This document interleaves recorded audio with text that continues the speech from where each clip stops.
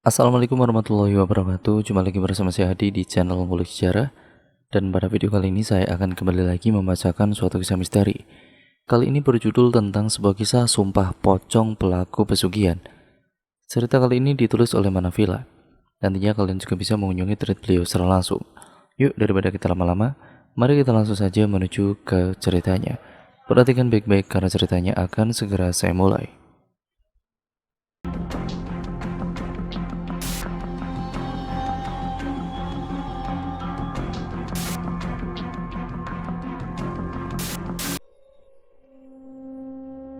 Untuk cerita kali ini ada sebuah kisah tentang sebuah pocong yang dilakukan oleh sang pelaku pesugihan lantaran ia tidak mengakui kalau dirinya ini melakukan ritual pesugihan. Para warga meminta agar orang tersebut untuk melakukan sumpah pocong sebagai pembuktian jika ia bukan pelaku pesugihan. Sebut saja namanya Pak Jaya, nama sudah disamarkan. Orang yang akan melakukan sumpah pocong karena melakukan ritual pesugihan. Dan salah satu saksi yang mengetahui bahwa apa yang sebenarnya dilakukan oleh Pak Jaya ini adalah Pak Hendra. Pak Hendra yang secara tidak langsung mengetahui siapa sebenarnya Pak Jaya, namun untuk membuktikan apakah benar Pak Jaya itu adalah pelaku pesugihan atau bukan, maka dilakukanlah sumpah pocong. Saat itu beberapa warga cemas dan khawatir dengan apa yang sering terjadi di kampungnya karena banyaknya hal-hal yang tidak wajar, terutama kabar tentang arwah yang tidak tenang, yang tidak lain adalah ibu kandungnya Pak Jaya itu sendiri. Nah, dalam ceritanya Pak Hendra, yang merupakan saksi di sini, dan juga beberapa warga yang menceritakan kalau almarhum ibu kandungnya Pak Jaya ini sering menampakkan diri di balkon atau di lantai 2 rumah Pak Jaya.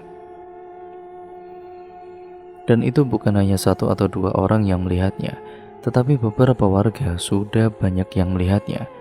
Anak-anaknya pun sering melihat ada sosok perempuan dengan pakaian yang sering dipakai oleh ibu kandungnya Pak Jaya. Karena khawatir akan mengganggu anak-anak yang berangkat mengaji, para warga ini mengadu ke salah satu kiai. Nah, dari aduan itulah Pak Kiai sempat meminta sama Pak Jaya setidaknya untuk mendoakan almarhum ibunya.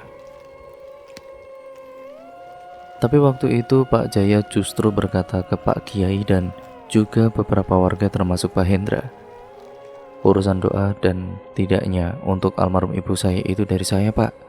Saya kan udah mendoakan almarhum ibu saya 7 hari berturut-turut, 40 harinya juga sudah, 100 harinya pun juga sudah. Ya kalaupun dia ada di rumah saya ya gak apa-apalah, kan dia juga ibu saya. Mau dia datang, mau dia ada di atas atau enggak, yang penting keluarga saya tidak terganggu. Kalau Pak Kiai tahu caranya agar arwah ibu saya tidak menampakkan dirinya, ya silakan saja.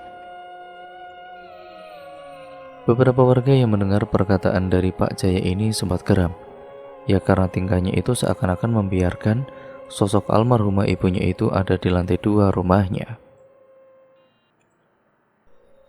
Kalau saya diizinkan, saya akan berdoa di halaman rumah Bapak. Silakan berdoa, tapi saya tidak mengizinkan untuk doa di halaman rumah saya. Pak Kiai yang mendengar itu pun mengiyakan saja. Sampai akhirnya para warga melakukan doa bersama di salah satu rumah warga yang jarak rumahnya paling dekat dengan rumah Pak Jaya. Mereka melakukan doa bersama yang tujuannya agar sosok ibu kandungnya Pak Jaya itu tidak lagi menampakkan diri. Alhamdulillah setelah doa bersama itu, 1 hari, 2 hari, sampai 1 minggu, alhamdulillah sosok itu tidak pernah muncul lagi, dan ini tentunya membuat warga menjadi tenang. Tapi hal itu tidak berlangsung lama. Ada beberapa kejadian lagi terkait dengan orang-orang yang sudah meninggal. Ini yang tidak lain adalah keponakan dari Pak Jaya. Arwah keponakannya itu juga muncul di balkon rumah itu. Keponakan ini meninggal setelah 1 tahun sepeninggal ibunya Pak Jaya. Pak Hendra yang mengetahui itu pun mencoba menghubungi adiknya Pak Jaya, yaitu Pak Gani. Pak Gani ini adalah ayah dari bocah kecil itu. Anakmu yang baru meninggal itu ada di lantai 2 rumahnya Jaya kan? Loh, kok bisa anak saya ada di situ? Ya, saya pun tidak tahu. Ini sebenarnya ada apa? Pak Gani sendiri pun bingung dengan keadaan kabar itu. Belum genap 100 hari kok bisa ada di rumahnya Pak Jaya ya? Padahal jarak rumah kami jauh loh. Yang memang jarak rumahnya itu sangat jauh, bahkan beda desa. Kok bisa menampakkan diri di dalam rumahnya Pak Jaya? Pak Gani pun menelusuri kejadian itu melalui beberapa praktisi bersama Pak Hendra. Mereka datang ke salah satu ahli kebatinan dan menjelaskan tentang meninggalnya anaknya Pak Gani. Anaknya Pak Gani ini berusia sekitar 11 tahun. Memang semasa hidupnya ia sering sekali diajak pergi oleh Pak Jaya. Pak Jaya punya anak yang usianya sama dengan anaknya Pak Gani. Mereka sering diajak berwisata, dibelikan mainan, dibelikan pakaian, bahkan untuk biaya sekolah pun ditanggung oleh Pak Jaya. Karena Pak Jaya terbilang orang yang sukses sedangkan Pak Gani hanya seorang pedagang kecil di pasar. Tapi di sisi lain, kebaikan dari Pak Jaya ini membuat anaknya Pak Gani sempat sakit-sakitan selama 3 bulan. Pak Gani mengira kalau anaknya ini sakit karena kecapean. Saat sakit pun sering dijenguk oleh Pak Jaya. Bahkan biaya perawatan di rumah sakit ditanggung semuanya oleh Pak Jaya. Pak Gani sama sekali tidak pernah berpikir yang aneh-aneh. Pak Jaya sendiri masih saudara kandungnya, jadi mana mungkin akan berbuat yang tidak-tidak. Pak Jaya juga selalu berperilaku baik, bahkan sering ngasih uang secara langsung kepada Pak Gani untuk keperluan anaknya ketika di rumah sakit maupun untuk keperluan pribadi. Sampai 1 bulan anak itu sakit, tapi ia masih bisa sekolah. Sakitnya masih bisa ditahan, namun setelah 1 bulan lebih anak itu benar-benar ngedrop. Ia harus dirawat di rumah sakit kurang lebihnya hampir 1 bulan. Nah, setelah 2 bulan mengalami sakit, yang dimana di bulan ketiga ini fisiknya semakin melemah. Tubuhnya kian kurus karena untuk mengunyah makanan saja tidak ada tenaganya. Pak Gani yang tidak ingin menyusahkan Pak Jaya, Pak Gani memutuskan untuk membawa anaknya pulang ke rumah. Nah, saat di rumah itulah banyak kejadian yang janggal. Memang ketika sepulang dari rumah sakit, anaknya ini sudah terlihat kurus, disuruh makan itu susah. Jadi keadaannya semakin melemah, sampai anaknya itu hanya bisa terbaring lemas di atas ranjang. Waktu itu juga banyak tetangga yang menjenguk dan menyarankan agar kembali dibawa ke rumah sakit. Tapi kembali lagi, Pak Gani bukan orang yang punya dan dia sadar diri. Dia tidak mau menanggung hutang kepada Pak Jaya terlalu banyak. Alhasil dengan terpaksa, ia merawat anaknya di rumah dengan seadanya. Sementara Pak Jaya sering datang ke rumah mengasih makanan maupun uang. Bahkan Pak Jaya menyuruh agar Pak Gani membawa anaknya ke rumah sakit lagi. Tapi Pak Gani tetap tidak mau. 1 minggu dirawat di rumah. Setiap malam anak itu selalu ngigau dan menyebut nama Pak Jaya. Pak Gani kala itu masih berpikir positif. Oh, mungkin karena seringnya diajak pergi dan main sama Pak Jaya kali ya. Mungkin dia kangen. Namun setelah kejadian itu ada beberapa kejadian yang lain terkait dengan Pak Jaya. Tiba-tiba anak itu pengen tinggal di rumahnya Pak Jaya, sampai akhirnya Pak Gani mengiyakan demi kesembuhan anaknya itu. Waktu itu Pak Gani sama istrinya sempat tinggal di rumahnya Pak Jaya selama kurang lebihnya setengah bulan dan kondisi anaknya pun sudah mulai membaik. Ia sudah mau bermain sama anaknya Pak Jaya yang seusianya. Karena kondisi anaknya sudah membaik, Pak Gani pun mengajak anaknya kembali pulang ke rumah. Nak, ayo kita pulang. Kita tidak tinggal di sini terus. Ini rumahnya Pak De kamu, bukan rumah kamu. Rumah kita itu ada di desa sebelah. Nggak enak kalau kita tinggal di sini terus. Namun permintaannya Pak Gani itu ditolak oleh sang anak. Anak itu tidak mau balik sampai Pak Jaya dan juga istrinya bersuara. Sudahlah Gani, biarkan saja dia tinggal di sini. Ya nggak apa-apa, dia tinggal juga kan sama Pak Budenya, anggap saja rumah sendiri.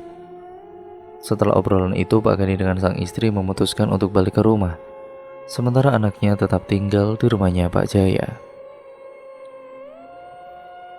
Nah, selama 3 hari itu, Pak Gani belum menjenguknya lantaran ia sibuk bekerja. Namun selang 1 minggu lamanya, Pak Gani mendapatkan kabar kalau anaknya jatuh sakit lagi. Saat itu juga langsung dibawa ke rumah sakit. Di rumah sakit selama 4 hari, dan selama itu di setiap malam, anaknya selalu ngigau tentang Pak Jaya. Banyak kata-kata yang keluar dari anak itu walaupun dalam keadaan tidak sadar. Matanya tertutup tapi selalu mengigau tentang Pak Jaya. Setelah 1 minggu dirawat di rumah sakit, tepat pukul 1 dini hari, anak itu tiba-tiba ketakutan dengan mengucapkan kata Pak Jaya sembari meminta ampun, ampun, dan ampun. Dan tidak berselang lama kemudian, dari ketakutan itu anaknya Pak Gani akhirnya meninggal dunia. Setelah mendengarkan cerita dari Pak Gani terkait dengan meninggalnya sang anak, Pak Kiai berujar, "Mungkin meninggalnya anakmu itu bisa dibilang wajar bagi kamu, tapi tidak wajar bagi saya. Karena kalau anak yang sakit pada umumnya dia tidak akan mengigau setiap malamnya. Kalaupun mengigau ya tidak sampai ketakutan dan bilang ampun-ampun seperti itu. Bisa jadi ada sesuatu yang tidak beres. Nah, kita harus menelusuri sebenarnya ada apa dengan meninggalnya anakmu, karena yang ku dengar kabar dari Pak Hendra, anakmu itu ada di lantai 2 rumahnya Pak Jaya. Ya mungkin karena dia dulu sering tinggal di situ. Tapi ini bukan soal itu saja.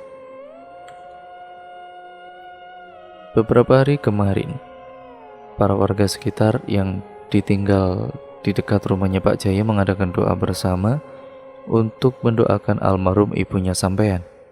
Doa bersama? Doa gimana maksudnya Pak Kiai? Apa sampean ini tidak dengar? Beberapa minggu kemarin kan para warga mendoakan almarhum ibunya sampean yang sering meresahkan warga sekitar. Karena ibunya sampean itu juga sering menampakkan diri di balkon lantai 2 rumahnya Pak Jaya. Nah, ini bisa jadi ada kaitannya dengan meninggalnya anaknya sampean. Coba sampean ingat-ingat lagi, ibunya sampean itu meninggal bulan apa? Ya, saya ini kan khawatir kalau ini ada kaitannya dengan tumbal sedara. Ya kemungkinan dibalik kesuksesannya Jaya itu ada campur tangan iblis, ya semacam melakukan pesugihan seperti itu. Tapi bagaimana mungkin Pak Kiai? Kakakku ini kan ahli ibadah. Dia juga rajin sholat serta sedekah. Bagaimana mungkin dia melakukan pesugihan? Dia juga sama keluarga baik kok. Kenapa Pak Kiai sampai nuduh kakak saya sebagai pelaku pesugihan? Gini Pak Gani, mungkin sampean tidak percaya dengan apa yang sampean dengar saat ini. Tapi Hendra lah yang sudah mengetahui siapa sebenarnya Pak Jaya itu. Saat itu juga Pak Hendra menjelaskan kepada Pak Gani. Begini loh Pak Gani, ini tidak hanya berkaitan dengan anaknya sampean yang sering mengganggu warga, yang menampakkan dirinya di lantai 2 rumah milik Pak Jaya. Tapi di sini ingin saya perjelas, saya ingin nanya secara langsung ke sampean. Selama sampean tinggal setengah bulan di rumahnya Pak Jaya, ada hal-hal yang menurut sampean itu janggal nggak? Mungkin ada kamar kosong atau mungkin bau harum kembang melati, kembang mawar atau berkaitan dengan sesajen seperti itu? Ya kalau bau kembang, cuman ya pikiran saya kan bau kembang bisa jadi dari halaman rumah karena banyak bunga-bunga di situ Pak.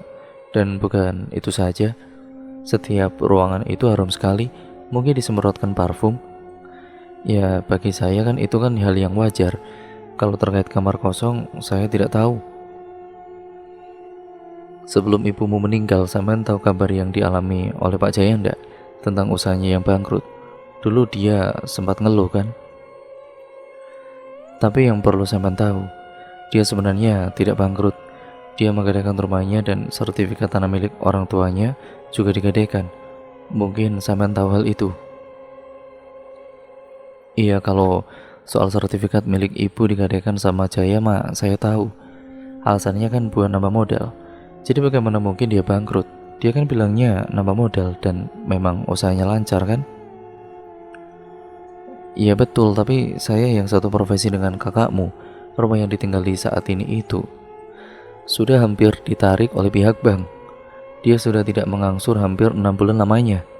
Dia juga punya hutang ke relasi kerjanya hampir 700 juta rupiah. Yang benar Pak Indra. Iya benar, karena saya sendiri tahu dan saya pun menjadi korban dari kakakmu. Dia punya hutang ke saya itu sekitar 50 juta rupiah. Sampai detik ini belum dilunasi. Menurut sampean, dia orang sukses kan? Tapi nyatanya hutang ke saya 50 juta itu belum dilunasi. Dan setengah tahun sebelum rumah itu disita pihak bank, Pak Jaya sempat mengatakan sesuatu kepada saya. Agar dia bisa mengembalikan masa kejayaan dan usahanya, Pak Jaya mendatangi seorang dukun agar para penagih itu seakan-akan lalai, dan bukan hanya itu saja, hutang-hutangnya kalau bisa dilunasi. Nah, saya lah yang mengantar Pak Jaya datang ke dukun itu. Waktu itu diberikan suatu amalan-amalan tertentu, tapi kenyataannya gagal. Tapi Pak Jaya tidak mau berhenti begitu saja. Bersama saya, dia akhirnya datang ke suatu tempat pesugihan. Waktu itu saya hanya di luar saja, tidak berani masuk. Entah di dalam Pak Jaya diberi apa saja ya, saya kurang tahu. Namun semenjak saat itulah kejayaan mulai hadir di hidupnya. Rumah pun tidak jadi disita dan hutang 700 juta pun clear dalam kurun waktu kurang dari 1 tahun. Tapi dibalik itu semua ada satu ritual yang wajib ia lakukan. Sampai ada satu kejadian, yaitu ibunya Pak Jaya meninggal dunia. Itu yang saya ingat setahun setelah dia datang ke dukun pesugihan. Saya yakin meninggalnya ibunya kalian itu sebagai syarat pesugihan.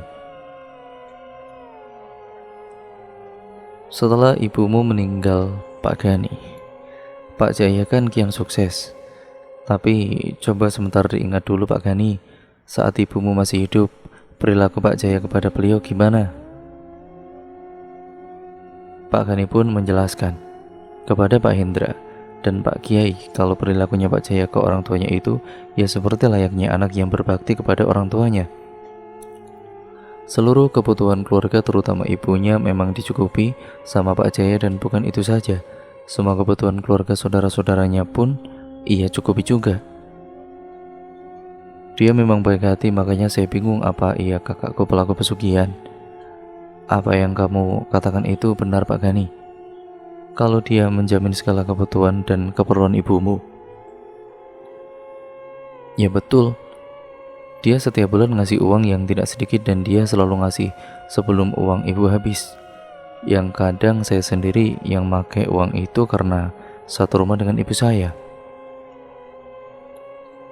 Ya kamu harus tahu, dan kamu harus paham juga, kebaikan Pak Jaya bisa jadi ada udang di balik batu. Yang saya maksudkan, dia baik sama ibu kamu dan keluarga kamu, tapi di sisi lain sampean harus ingat apa yang barusan diceritakan oleh Pak Hendra. Memang hidupnya kini serba kecukupan, namun yang saya khawatirkan, dari mana dia mendapatkan uang sampai ratusan juta dalam waktu 1 tahun, sedangkan usahanya pun masih biasa saja waktu itu. Ia baru punya usaha itu kan setelah ibunya tiada. Dan setahun setelah ibumu meninggal, disusul anakmu juga kan Gani? Jadi kamu harus paham, kalau yang namanya orang melakukan ritual pesugihan itu setiap tahun akan ada yang meninggal.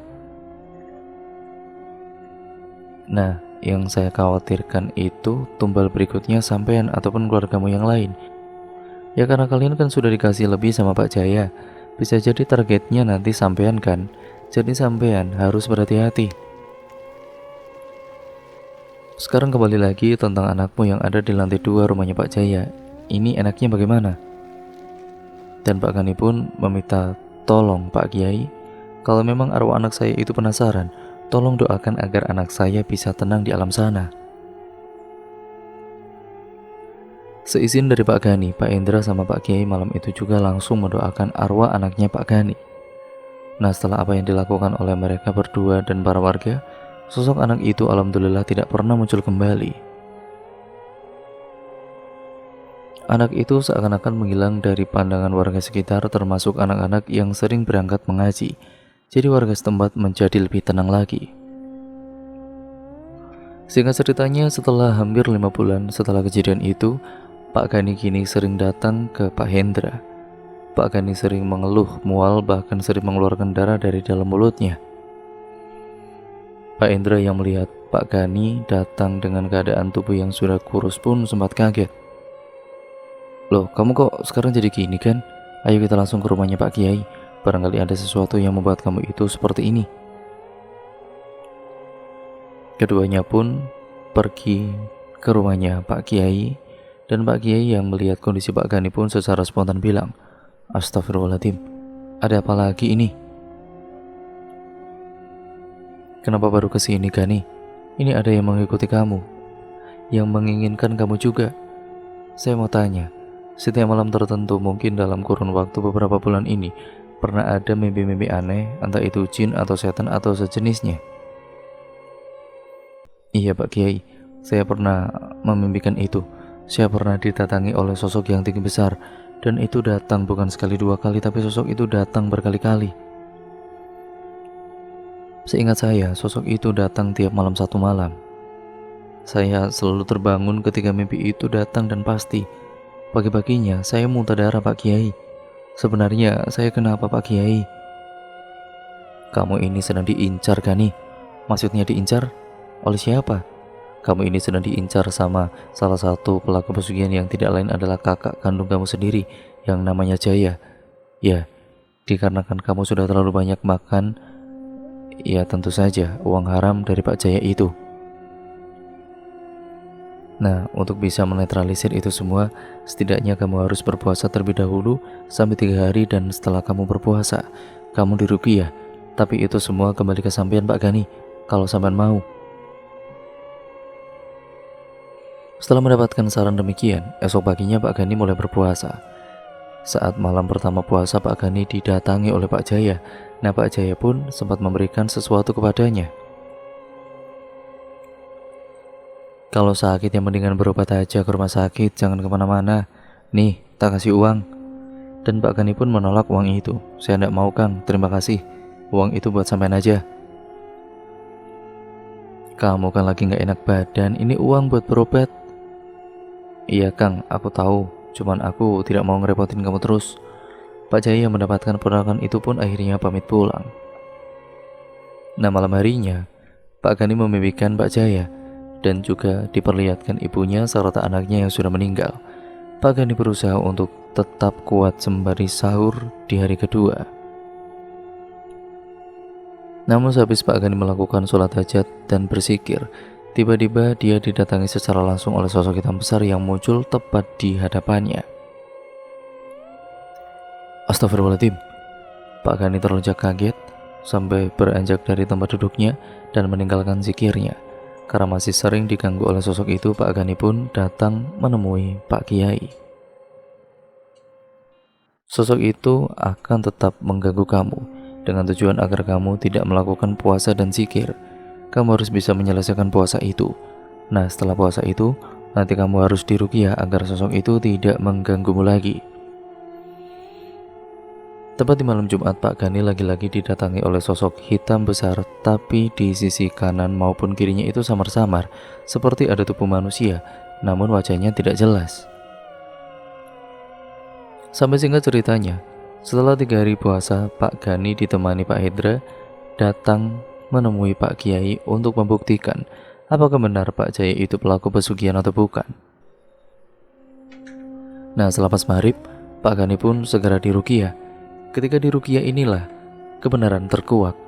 Pak Gani dirasuki oleh sosok genderuwo yang mengaku suruhan dari Pak Jaya, dan Pak Gani harus jadi tumbalnya.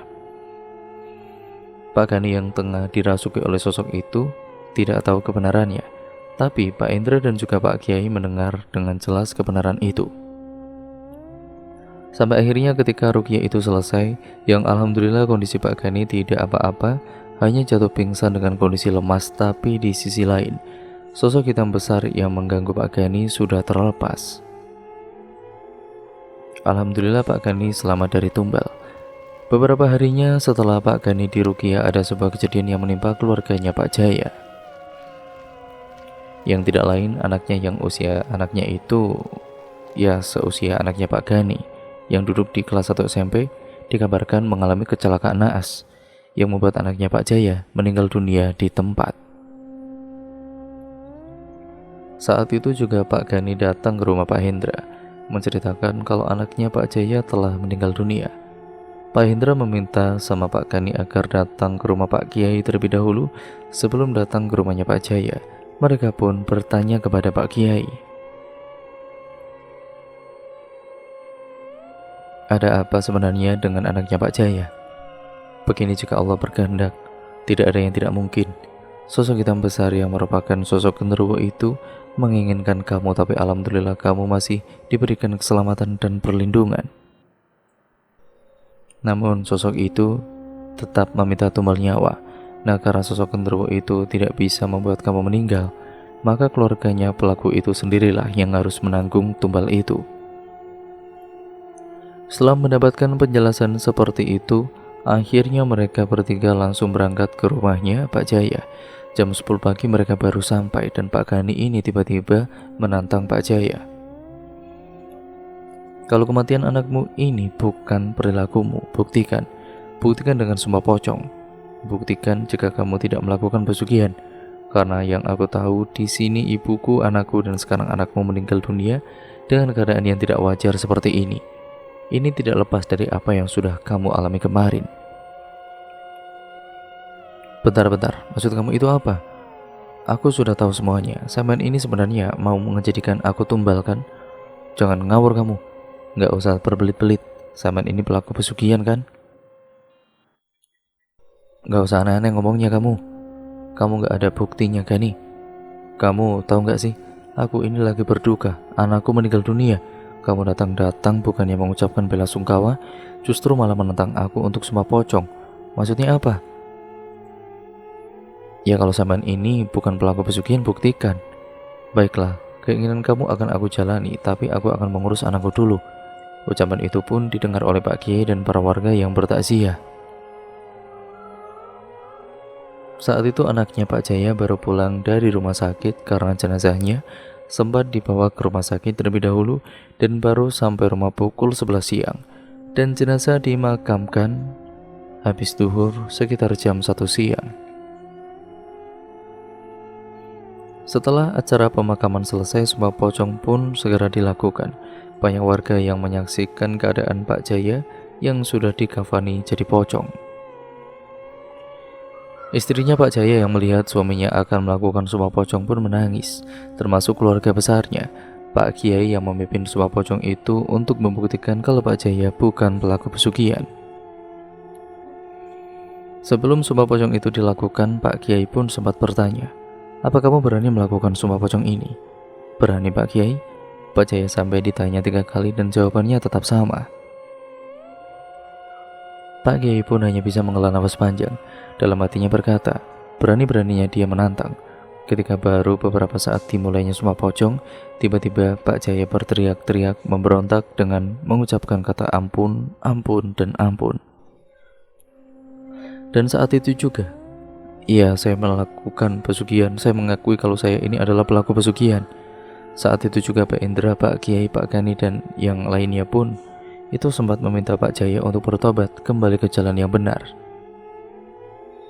Pak Jaya pun melepaskan semua kain kafannya. Aku tidak akan pernah berhenti. Percuma aku berhenti. Kalaupun aku berhenti, aku akan jadi pengikutnya. Ini sudah sumpah janjiku sama sesembahanku. Pak Kiai pun hanya bisa geleng-geleng kepala, termasuk semua warga yang berada di situ.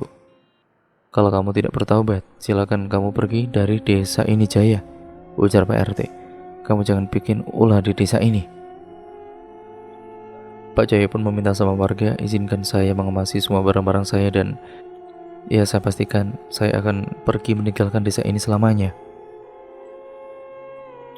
Waktu itu juga Pak Jaya langsung mengemasi barang-barangnya sembari disaksikan oleh para warga, dan tidak ada 2 jam Pak Jaya selesai mengemasi barang-barangnya dan langsung meninggalkan rumah itu. Dari kesepakatan bersama, daripada rumah itu terbengkalai begitu saja, rumah itu pun akhirnya diratakan. Setelah beberapa hari semenjak Pak Jaya meninggalkan desa itu kian menjadi lebih tenang. Nah, singkat ceritanya 3 bulan kemudian Pak Gani mendapatkan kabar dari kakak iparnya yang tidak lain adalah istri dari Pak Jaya. Ia mengabarkan kalau Pak Jaya meninggal dunia akibat kecelakaan tunggal yang sangat tragis. Tubuhnya pun sudah tidak berbentuk lagi saking parahnya. Pak Gani yang mendengar itu pun terkejut, tidak menyangka kakak kandungnya akan meninggal dengan cara yang sangat mengenaskan. Jenazah korban pun dimakamkan di desa di mana Pak Gani tinggal. Sekarang keluarganya Pak Gani alhamdulillah sudah baik-baik saja. Semoga cerita ini bermanfaat dan bisa diambil hikmahnya ya teman-teman. Dan cerita pun akhirnya selesai sampai di sini. Terima kasih untuk kalian semua yang sudah menyimak video kali ini dan cerita kali ini. Semoga kalian dan mendapatkan manfaat dari cerita kali ini. Yang baik kalian ambil, yang buruk kita buang jauh-jauh, agar kita menjadikan manusia sebagai manusia yang jauh lebih baik lagi ke depannya. Mohon maaf apabila banyak kekurangannya ya teman-teman. Sekian, terima kasih, sampai berjumpa di video terbaru selanjutnya dari channel ini. Jangan lupa like, komen, dan share, serta subscribe untuk kalian yang belum. Nyalakan tombol lonceng notifikasinya agar kalian tidak ketinggalan video terbaru selanjutnya dari channel ini. Wassalamualaikum warahmatullahi wabarakatuh.